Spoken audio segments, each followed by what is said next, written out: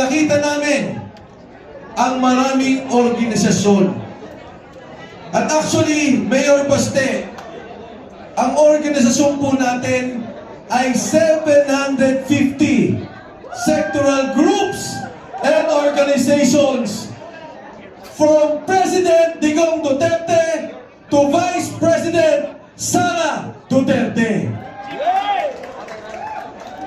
Kaya po, agad-agad naman, ang sabi ni Mayor Baste Duterte, payag ako na tumayo bilang leader ng iba't ibang grupo at koalisyon.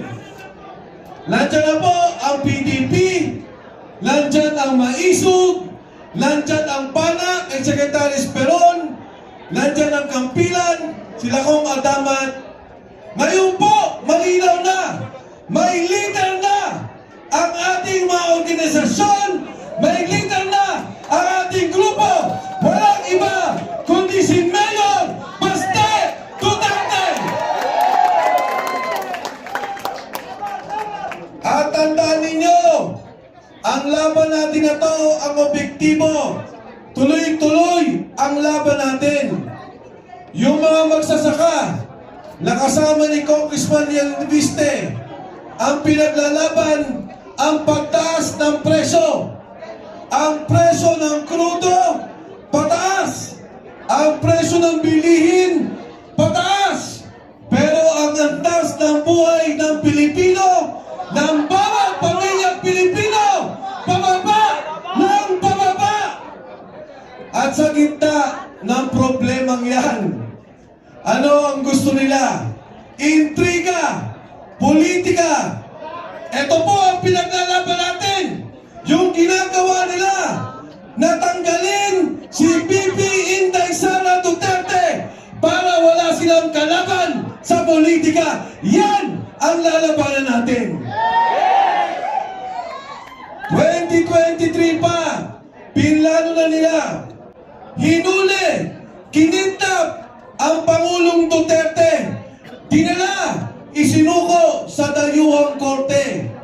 2023, ngayon, ang gusto naman nilang tanggalin, ang sinusuportahan, ang kasama natin, at ang mananalong presidente, gusto nilang mawala si BP Inday Sara Duterte. Hindi natin papayagan. Tama? Lalaban ba tayo? Ang hindi nila naintindihan, nilipat na nila si Digong. Tinanggal na nila si Inday Sara. Hindi nila alam, pag ginawa nila yan, may kandidato pa tayo, si Baste Duterte! Kaya kayo, Senado, Kongreso, huwag kayong luluko-luko. Dahil may panlaban pa kami sa kinatawan namin si Mayor Baste Duterte. Ngayon mga kasama, grabe na ang sitwasyon. Lugmok na tayo. Puro pa sila politika. Pero ang sabi nila, yung korupsyon, may mangyayari daw. May nakulong na ba? Dumaan na ang Christmas. Dumaan na ang bagong taon. Dumaan na ang Valentine's.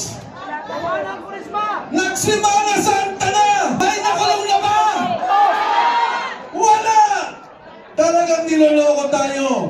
Tingnan nyo, mga kababayan, magpa-file sila, Mayor, kay Senator Cheese at kay Martin Romualdez. Alam mo na po, Mayor, mga kasama ang kaso, doon sa budget, dahil siya yung Senate President at Speaker of the House, talagang kalokohan. Ano ang kinalaman mo sa pagnanakaw kung senator ka, Senate President, Congressman ka, Speaker of the House? Wala! Walang magiging kaso! Walang makukulong! Kung totoo sila na gusto nila may makulong, pakinggan nila si Contessa, pakinggan nila yung 18 Marines, dahil yun ang nagdala ng pera sa mga magnanakaw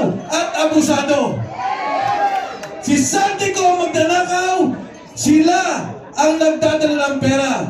Kung totoo may gusto silang kaso, kunin nila ang affidavit ni Gutesa, ang 18 Marines, at Mayor Baste, may lalabas pa na mga sundalo na nagpapatunay ng pag-deliver ng mali-malitang pera. May lalabas pa ho. May dadagdag pa. Kaya po tayo sa Rage Coalition, kayo na nandito, hindi lang po kayo dekorasyon. Hindi lang po tayo tatayo sa gilid.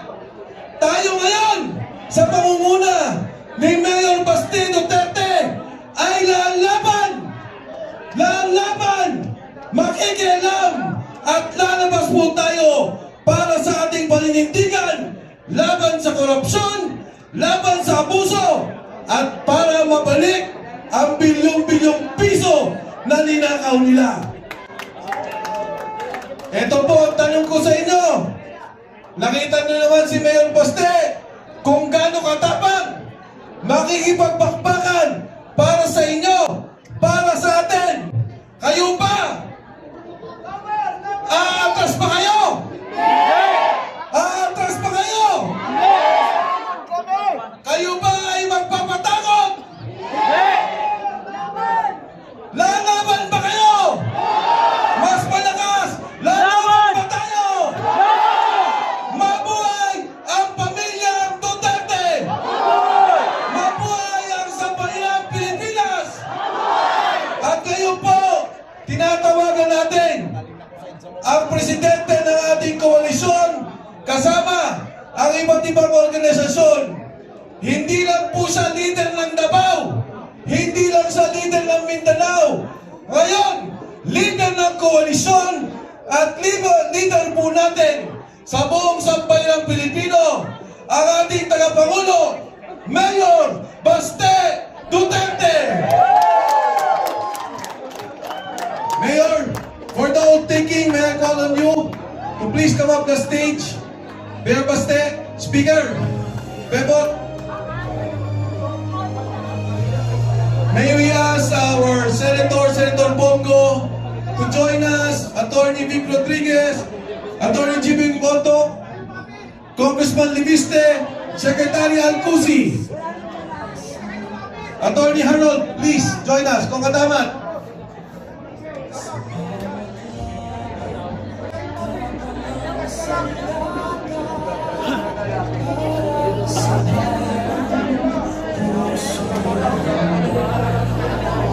And of course, Attorney Ferdy Tubaso. Attorney Ferdy, please join us.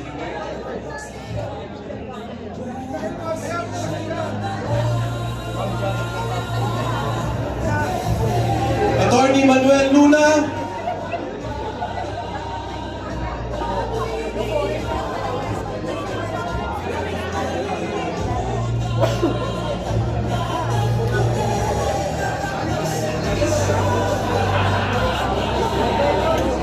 Rob?